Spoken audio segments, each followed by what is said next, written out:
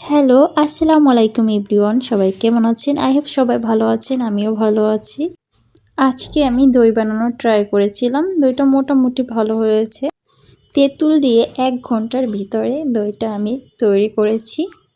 দুধ জাল করে ঘন করে নিয়ে কুসুম গরম অবস্থায় আমি তেঁতুল মিশিয়ে ১ ঘন্টা চুলার লো আঁচে রেখেছি। চলো তোমাদের দেখিয়ে দিই দইটা কীরকম পারফেক্ট হয়েছে। এই তাওয়াতে আমি এই যে পাত্রটা রেখে ১ ঘন্টা চুলা লো আঁচে রেখেছি।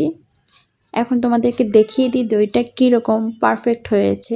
ফার্স্ট টাইম দই বানিয়েছি, তো সেই তুলনায় ভালোই হয়েছে। দইয়ের পাত্রটি আমি একটি মোটা কাপড় দিয়ে ঢেকে রেখেছিলাম। চলো তো দেখি এখন কীরকম হয়েছে দইটা।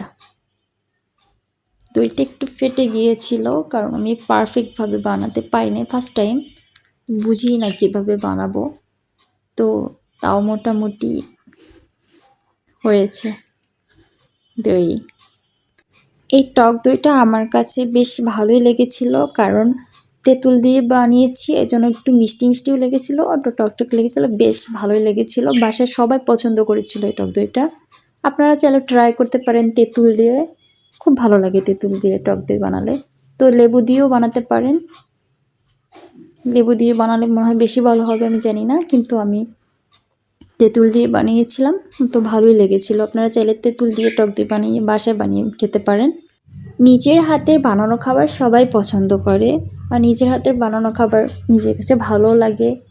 তাছাড়া নিজের হাতের খাবার সুস্বাদু, তারপর বিশুদ্ধ থাকে, যে একটা আত্মবিশ্বাস থাকে যে খাবারটা আমি ভালো করে বানিয়েছি, ভালো উপাদান দিয়েছি, ভালো করে ধুয়েছি। তো নিজের হাতে বানানো খাবারের মতো কারো খাবার হয় না। তো আপনারা চাইলে আমার মতো বাসায় ট্রাই করতে পারেন, খুব অল্প সময়ে লেবু কিংবা তেঁতুল দিয়ে দই বানিয়ে খেতে। আমার এই দইটা আমার কাছে ভীষণ ভালো লেগেছে, বাজারের দই থেকে ভীষণ ভালো লেগেছে, কারণ আমি নিজের হাতে বানিয়েছি ফার্স্ট টাইম। অনেকবার ট্রাই করেছিলাম, হয় না, 2 বার নষ্ট হয়েছে সেদিন যেদিন আমি দইটা বানিয়েছি। তো তারপরও আমি আবার ট্রাই করেছি যে হতেই হবে, আমি নিজের হাতে দই বানাবই।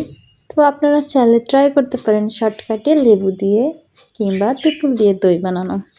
দই বানানোর সম্পূর্ণ ভিডিওটি আমি করতে পারিনি, কারণ তখন আমার সময় ছিল না, আর আমি অসুস্থ ছিলাম, এই জন্য পুরো ভিডিওটি করতে পারিনি। আপনারা যদি এই দই বানানোর রেসিপিটা চান, তাহলে আমি নেক্সট টাইমে ভিডিও করে আপনাদেরকে দিব।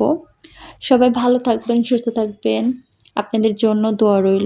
আমার পক্ষ থেকে আপনাদের জন্য অসংখ্য ভালোবাসা রইল।